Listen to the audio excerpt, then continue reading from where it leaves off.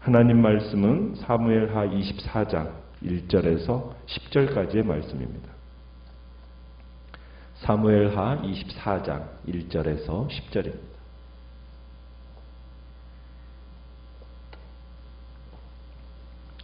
사무엘하 24장입니다.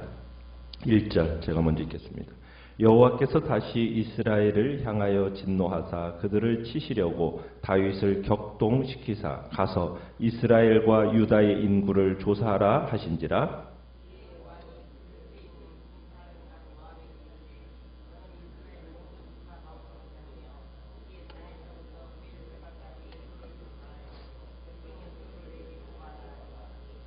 요압이 왕께 아뢰되 이 백성이 얼마든지 왕의 하나님 여호와께서 100배나 더하게 하사 내 주 왕의 눈으로 보게 하시기를 원하나이다. 그런데 내 주 왕은 어찌하여 이런 일을 기뻐하시나이까 하되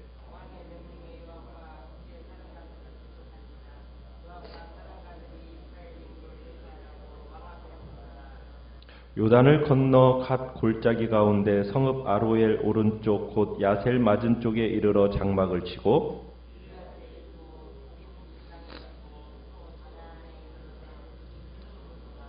두로 견고한 성에 이르고 히윗 사람과 가나안 사람의 모든 성읍에 이르고 유다 남쪽으로 나와 부엘세바에 이르니라.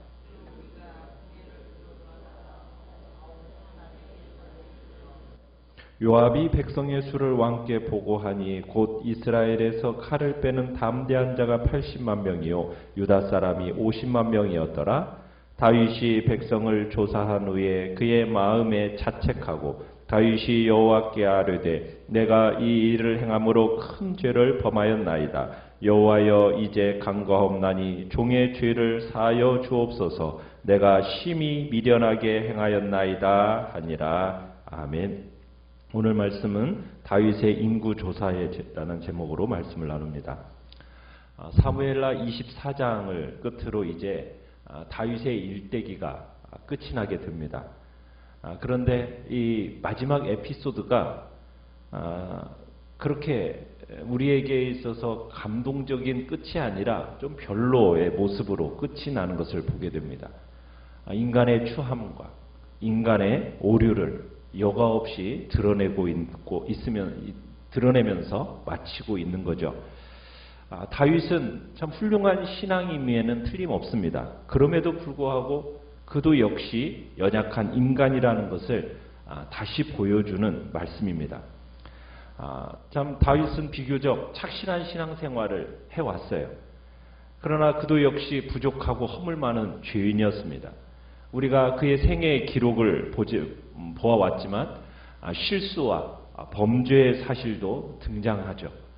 그 중에서도 가장 큰 두 가지 범죄라고 한다면 우리가 사무엘하 11장에서 봤던 대로 밧세바와의 그 간음 사건과 그의 남편이었던 우리아를 살해한 사건을 가장 큰 사건 중에 하나죠.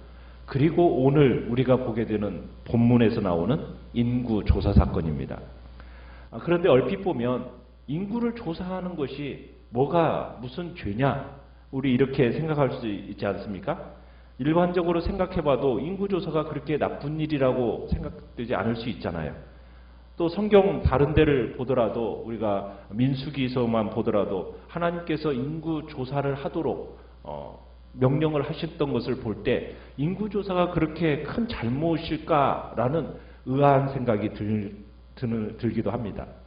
자, 그런데 죄라는 것은 우리가 어떠한 행동 이전에 그 마음의 생각의 동기, 목적, 의도 여기에서부터 시작이 되는 겁니다. 겉으로 드러나는 행동으로 볼 때는 그 자체는 별로 죄가 되지 않는 것 같아 보일 수도 있어요. 그런데 그 마음의 중심의 동기가 잘못되어 있으면 그건 분명히 죄악이란 얘기입니다. 다윗은 이미 마음속에 잘못된 동기를 품고 있었던 겁니다.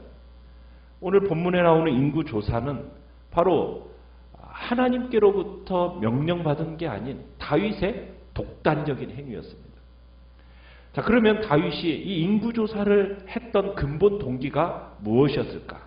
자, 우리 1절을 다시 한번 보시면은 1절에 여호와께서 다시 이스라엘을 향하여 진노하사 그들을 치시려고 다윗을 격동시키사 가서 이스라엘과 유다의 인구를 조사하라 하신지라. 자, 얼핏 보면 누가 시킨 것 같습니까? 하나님께서 시킨 것처럼 표현되어 있죠. 마치 하나님이 다윗의 마음을 격동시켜 놓고 그리고는 마치 죄를 다윗에게 뒤집어 씌우는 것 같은 이런 표현으로 느껴집니다. 그러나 여러분, 이걸 우리가 오해하면 안 됩니다. 모든 죄의 원인은 하나님이 아니에요. 모든 죄의 원인이 마치 하나님인 것처럼 생각하면 큰일 납니다. 이건 수사학적 표현으로 하나님이 허용하셨다라는 의미입니다. 이것을 병행구절인 역대상 21장에 가면은 이렇게 표현해 놓고 있습니다. 사단이 일어나 이스라엘을 대적하고 다윗을 격동하여 이스라엘을 계수하게 하니라. 누가 일어나? 사단이 일어나. 자, 두 구절을 종합해보면 이런 겁니다. 다윗의 마음이 충동되었다는 거예요. 다윗의 마음이 충동되어서 인구조사를 실시했다는 얘기입니다. 자, 그런데 누가 다윗의 마음을 충동시켰겠습니까? 하나님이 충동시켰을까요? 하나님이 아닌 사단이 다윗의 마음을 충동시킨 겁니다. 그리고 사단의 유혹에 덫에 다윗의 마음이 걸려든 거예요. 다윗의 마음이 지금 사단이라는 그 유혹에 딱 걸려들으니까 하나님께서는 어떻게 하셨느냐? 그래? 너 그런 마음 갖고 있었구나. 하나님께서 지금까지는 누르고 있었고 통치하고 있었고 하나님께서 그의 마음을 하나님께서 이렇게 다스리고 있었던 그 마음을, 그 손을 하나님께서 치워버리시는 거예요. 그러면 인간의 마음 속에 있는 그 죄성이 그대로 다 발현되어 버립니다. 그리고는 사고를 치는 거예요. 이걸 가리켜서 오늘 성경 본문에서는 격동시키사라는 표현을 쓰고 있는 겁니다. 그러니까 인간이 죄를 지을 때는 그 마음에 벌써 인간의 마음 속에 있는 어떤 죄성의 발로와 함께 또 사단이 격동시키는 것. 그리고 하나님이 그 모든 통치자로서 그 마음에 있었던 것을 네 마음대로 한번 해봐라 하고서는 하나님께서 손을 딱 치워 놓으시는 순간 인간의 모든 죄가 발현되어진다는 거예요. 그러니까 다윗은 자기 마음 속에 있었던 그 욕망, 의욕을 누르지를 못하고 그리고는 요압에게 인구조사를 총지휘하게 합니다. 2절에 보면은 이스라엘 모든 지파 가운데로 다니면서 이제 단에서부터 부엘세바에까지 인구를 조사하여 백성의 수를 내게 보고하라 이렇게 명령을 내려요. 그러니까 단이라는 곳은 최북단 성읍입니다. 이스라엘의 최북단 성읍 단에서부터 최남단 성읍인 부엘세바에 이르기까지 인구를 조사해서 그 숫자가 어느 정도인지 조사하라는 겁니다. 그러니까 자기 조직의 규모가 얼마나 되는지 그것을 한번 세어보라는 거예요. 그런데 이때 요압은 다윗 왕의 명령에 이의를 제기합니다. 자, 3절에 가보시면 이 일을 어떻게 제기하고 있습니까? 이 백성이 얼마든지 왕의 하나님 여호와께서 100배나 더하게 하사 내 주 왕의 눈으로 보게 하시기를 원하나이다. 그런데 내 주 왕은 어찌하여 이런 일을 기뻐하시나이까? 여러분, 우리가 보아왔던 요압이라는 사람은 어떤 사람입니까? 믿음이 아주 좋은 사람이었나요? 그렇지 않았어요. 굉장히 정치적인 야망을 위해서라면 물불을 안 가렸던 사람이 요압입니다. 그런데 요압이 보기에도 지금 다윗이 하고 있는 일이 어떻게 보이는 거예요? 어리석게 보이는 겁니다. 그래서 지금 어떤 반의법을 구사하면서 다윗이 백성의 수에 대해서 너무 지대한 관심을 갖고 있음을 간파하고 지금 그 인구조사를 추진하는 것에 대한 반대 의견을 지금 던지고 있는 거예요. 지금 다윗이 큰 나라, 큰 군대, 여기에 너무 관심을 가지면서 이런 인구조사를 추진하고 있다는 것을 누구도 알고 있는 겁니까? 다 요압 쪽 요압도 알고 있는 거예요. 그러니까 지금까지 나라가 정말 유적을 물리치고 강대해진 것이 전적으로 하나님의 은혜였는데 지금 다윗이 무슨 노름을 하고 싶은 거예요? 숫자 노름을 하고 싶은 거예요. 마치 자신의 능력으로, 자신의 군사력으로 승리한 것처럼 말입니다. 군사의 수를 조사함으로써 자신을 과시하고 싶고 또 미래를 준비하겠다는 그 의도 가운데서 지금 인구조사를 실시하고 있다는 거예요. 하지만 다윗은 지금 요압의 이 우회적인 반대를 무릅쓰면서 다급하게 요압과 그 군대 사령관들을 재촉해서 인구조사를 강행하게 합니다. 다윗은 오히려 화를 내면서 강압적으로 재촉하고 있는 거예요. 4절에 가보시면 왕의 명령이 요압과 군대 장관들을 재촉했다라고 얘기했어요. 그러니까 왕의 그 강경한 말에 요압과 사령관들이 승복하고 결국에는 이스라엘 인구를 조사하려고 이제 왕 앞에서 물러나게 됩니다. 자, 그러면서 인구조사가 시작이 되어지는데 5절에 가보시면은 어디서부터 인구조사가 시작되고 있습니까? 요단강 건너편 갓 골짜기에서부터 시작을 하고 있습니다. 그러니까 요단강 동쪽 편에는 두 지파 반의 땅이 그곳에 있지 않습니까? 그곳에서 이제 갓 골짜기 가운데 성읍 아로엘 오른쪽, 곧 야셀 맞은 쪽에서 이르러 장막을 먼저 딱 치고 야영하면서 이제 인구조사를 실시하는 겁니다.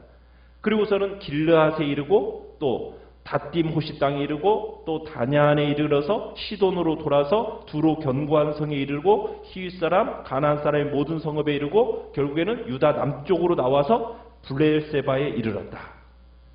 인구 조사를 빠르게 진행하려고 정말 군 지도자들이 야영을 하면서까지 이 일을 감당했던 겁니다. 그러니까 남동쪽에서부터 시작해가지고 북쪽으로 올라가가지고 그리고 서쪽으로 이동해서 남쪽으로 마치는 이런 식으로 이제 순회하면서 인구 조사를 시작했고 마치게 됩니다. 자, 전국적인 인구 조사를 마치고 예루살렘으로 귀환해서 돌아오는데 얼마나 걸렸습니까? 8절에 보니까 9달 20날이 소요되었어요. 자, 그래서 이제 요압이 백성의 수를 왕께 보고합니다. 자, 북이스라엘 지파 중에서 칼을 빼는 담대한 자가 몇 명입니까? 80만 명. 유다 사람은요? 50만 명입니다. 총 몇 명이에요? 130만 명의 용사들로 구성된 병력이었습니다. 130만 명. 참 그 숫자가 굉장히 많죠. 오늘날 뭐 우리나라 군대가 몇 명입니까? 50만 명 선으로 지금 이제 줄어든 판에 지금 옛날 시대 때 몇만 명이에요? 130만 명의 용사. 그러니까 인구조사의 이 동기가 정확하게 드러난 겁니다.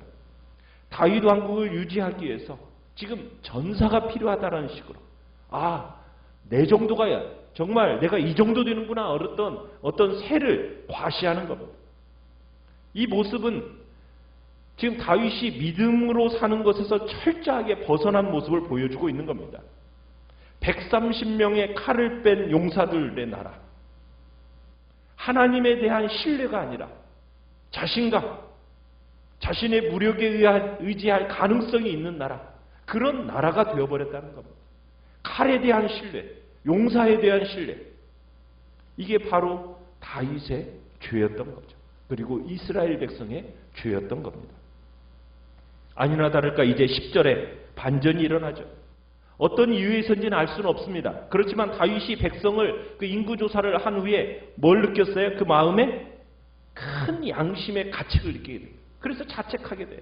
마음에 일어나는 자책 때문에 이제 여호와께 자신의 행위가 여호와 하나님 앞에 범죄 행위였다는 것을 자백합니다. 자신의 교만함과 자신의 비뚤어진 가치관을 깨달은 겁니다. 하나님의 보호하심을 불신하고 백성들의 병력을 의지하고 그 불신앙의 죄를 하나님 앞에 자백하게 된 겁니다. 다윗은 이스라엘 왕이 하나님과 백성들 사이에서 어떤 위치에 있어야 했다라는 것을 잊어버렸던 거예요. 망각한 거예요. 그걸 깨닫고서는 자신을 마치 하나님과 동등하게 여기는 자리에 있었다는 착각에 빠진 그 죄에 대해서 하나님 앞에 회개합니다. 다윗이 언제 그 많은 병력의 힘으로 전쟁에서 승리한 적이 있었나요? 여호와의 전쟁은 칼과 창에 있지 않고 만군의 하나님 여호와의 손에 달려 있었다라는 사실을 일찍부터 깨닫고 실천했던 사람이 바로 다윗이었지 않습니까?